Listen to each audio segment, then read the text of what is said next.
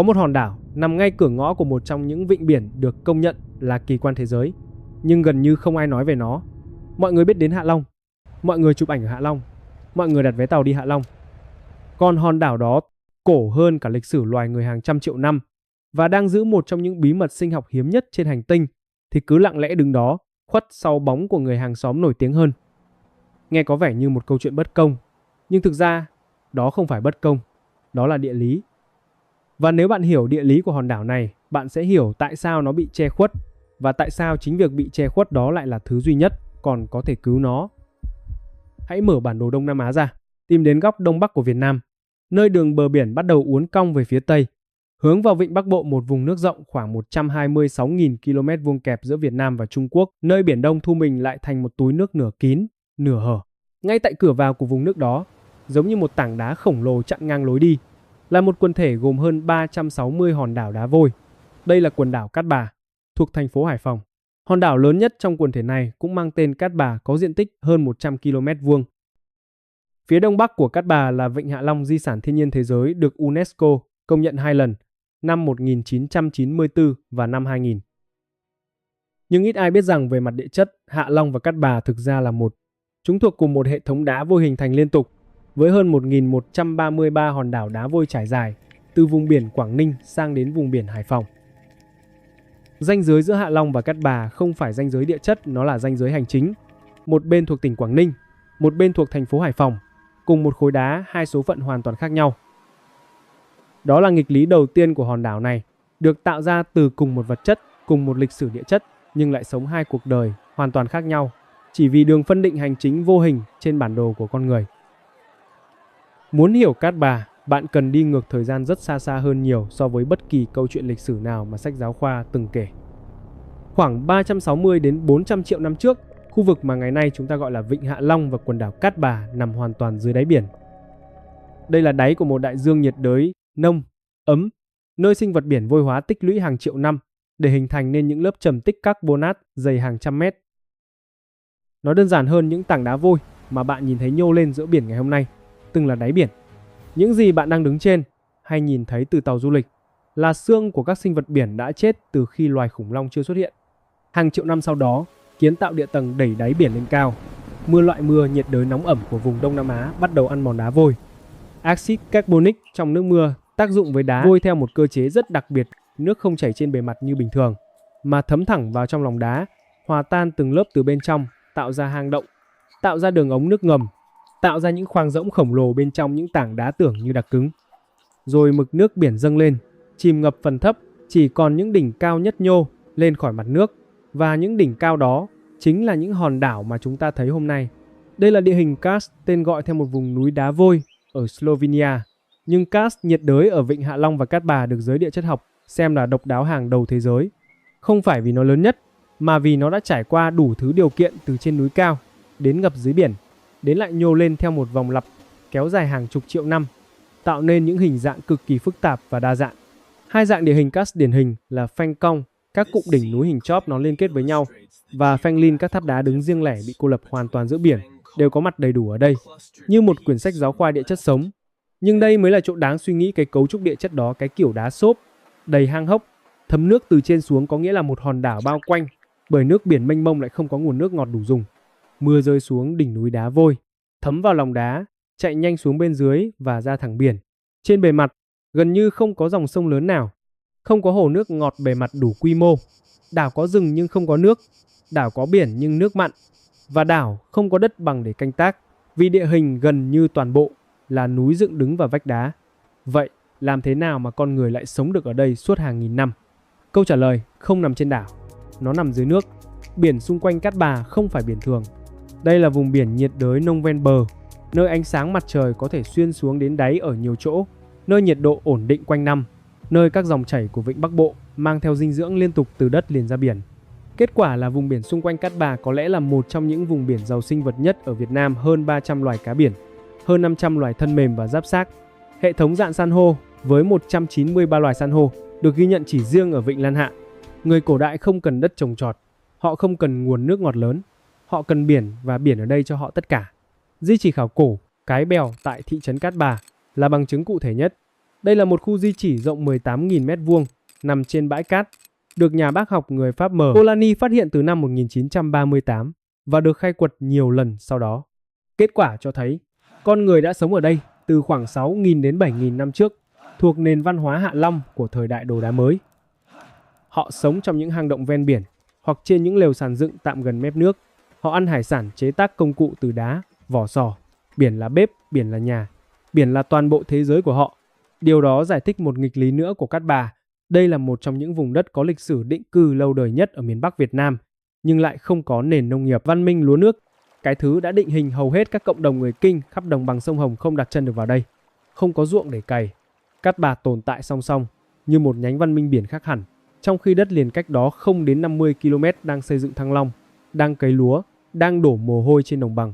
Nhưng đá vôi không chỉ định hình lối sống của con người ở Cát Bà, nó còn tạo ra một thứ hoàn toàn khác biệt, một thứ mà kể từ khi con người có mặt trên trái đất, chưa ai từng tìm thấy ở bất kỳ nơi nào khác trên hành tinh này. Hãy nghĩ về các vách đá dựng đứng ven biển của Cát Bà. Không phải đá nhẵn, là đá cát nhiệt đới loại đá mà người địa phương gọi là tai mèo, vì bề mặt của nó nhô ra chi chít như tai mèo dựng thẳng, sắc như dao, không thể leo trèo nếu không có thiết bị chuyên dụng.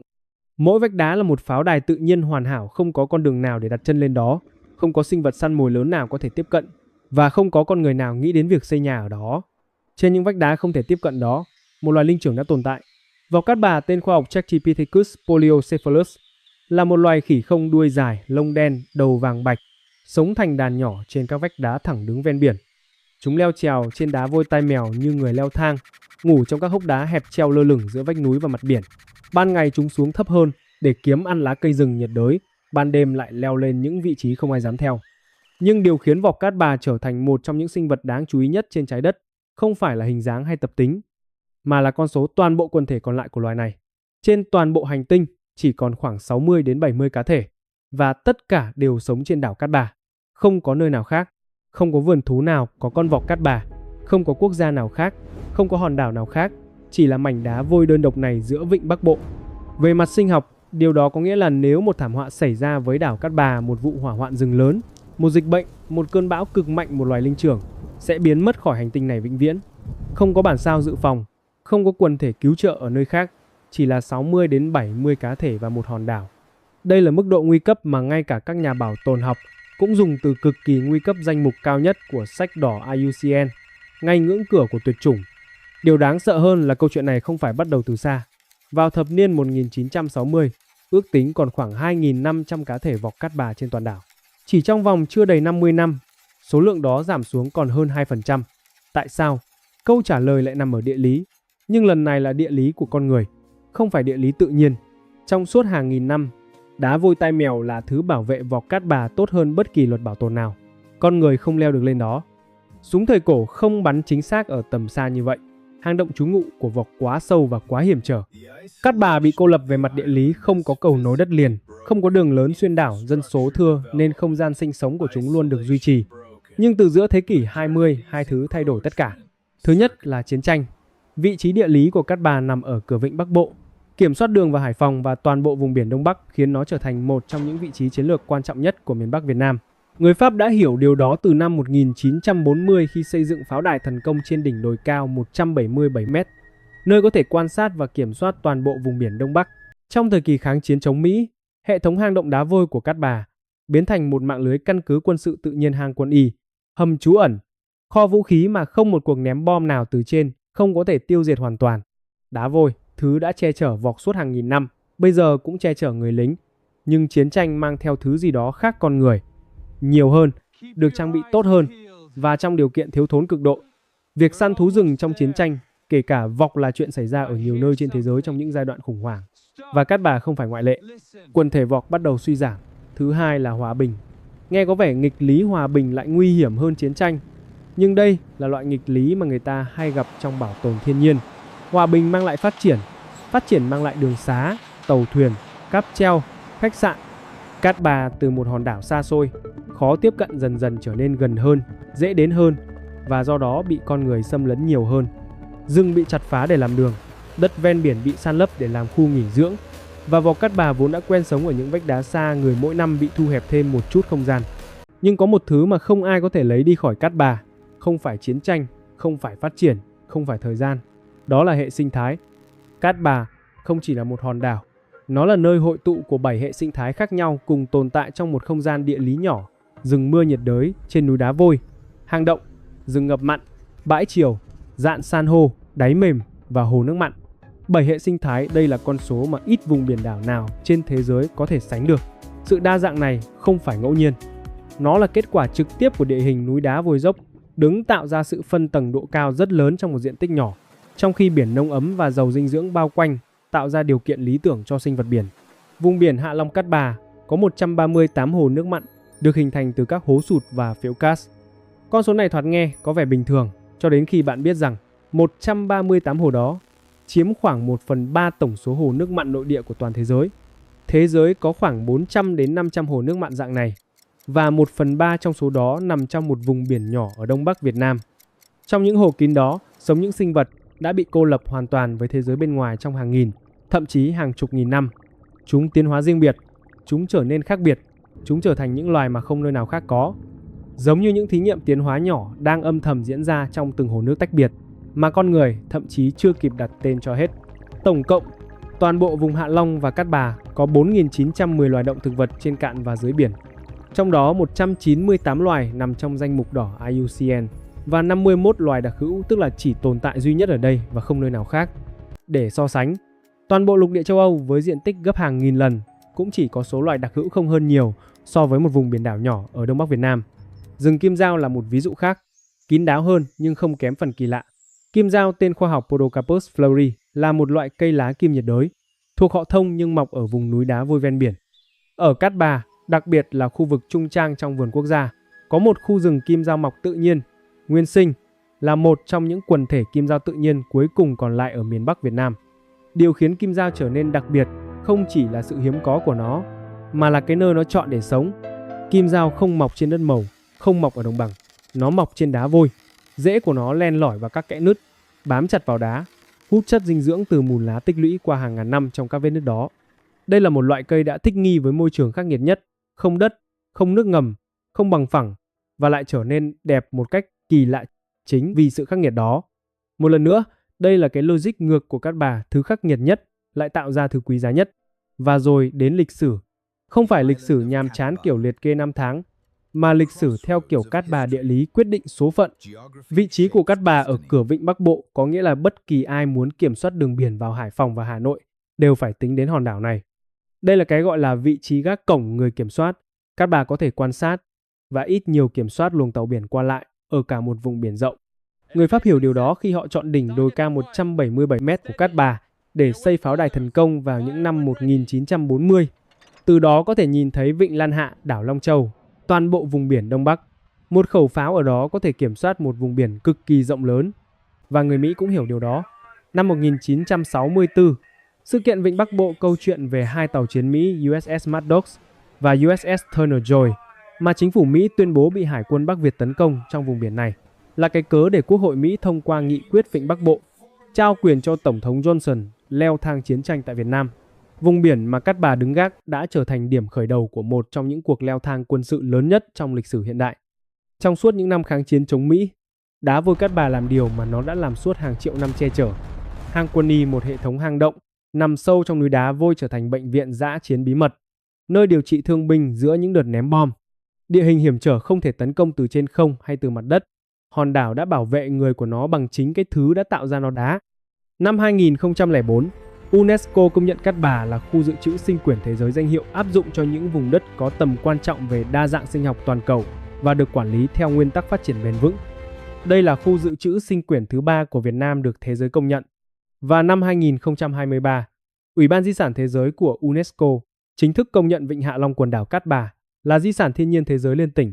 Lần đầu tiên ghi nhận Cát Bà không phải như một phần phụ của Hạ Long, mà như một cấu phần không thể tách rời của cùng một di sản địa chất và sinh thái. Sau gần 30 năm đứng trong bóng tối, Cát Bà được gọi tên, nhưng đây cũng chính là lúc cái nghịch lý mới bắt đầu. Có một quy luật rất đáng buồn trong bảo tồn thiên nhiên: những nơi đẹp nhất, quý hiếm nhất, có xu hướng thu hút đông người nhất, và đông người là thứ phá hủy chúng nhanh nhất. Cát Bà đang đứng ngay trên ranh giới đó. Phía thị trấn Cát Bà, nơi tập trung khách sạn, bến tàu, nhà hàng hạ tầng liên tục bị quá tải vào mùa hè. Rác thải xuất hiện ở những nơi mà 20 năm trước không có dấu chân người. Các dự án bất động sản đe dọa những vùng đệm của vườn quốc gia. Tiếng máy xây dựng đôi khi vang lên từ trong rừng. Vọc Cát Bà với 60 đến 70 cá thể còn lại đang được bảo vệ bởi các chương trình quốc tế, bởi kiểm lâm viên, bởi các nhà nghiên cứu. Số lượng đã không giảm thêm trong những năm gần đây, thậm chí có dấu hiệu phục hồi nhỏ. Đó là tin tốt. Nhưng 60 đến 70 cá thể vẫn là con số quá nhỏ để bất kỳ nhà sinh học nào dám nói an toàn. Một dịch bệnh, một đợt hạn hán kéo dài, một vụ cháy rừng và ranh giới giữa tồn tại và tuyệt chủng có thể bị vượt qua chỉ trong một mùa. Và đây là nghịch lý sau cùng, và có lẽ là nghịch lý đau nhất chính việc UNESCO công nhận di sản có thể là thứ giết chết những gì UNESCO muốn bảo vệ. Danh hiệu kéo du khách kéo phát triển làm mất đi những thứ đã tạo ra danh hiệu. Đây không phải lý thuyết, đây là điều đã xảy ra ở rất nhiều di sản thiên nhiên thế giới khác. Hòn đảo mang tên Cát Bà, đảo của những người phụ nữ, theo truyền thuyết dân gian, đã tồn tại trong 400 triệu năm. Nó đã đứng vững qua những lần biển cả dâng lên rồi rút xuống, qua những đợt kiến tạo địa tầng làm đổi hướng lục địa, qua tuyết giá của kỷ băng hà và nhiệt đới của thời đại ấm áp.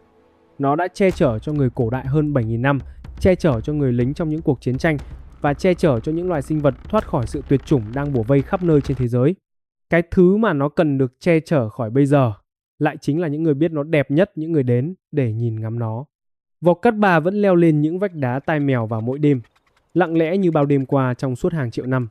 Chúng không biết về danh sách IUCN, chúng không biết về UNESCO, chúng không biết rằng toàn bộ loài của chúng đang đứng trên một hòn đảo duy nhất giữa biển và rằng hòn đảo đó đang trở nên đông đúc hơn mỗi năm. Chúng chỉ leo lên cao hơn nữa, vào những vách đá mà không ai có thể theo. Và câu hỏi thực sự không phải là liệu Cát Bà có được bảo vệ hay không. Câu hỏi là có bao nhiêu chiều cao còn lại để leo trước khi hết vách đá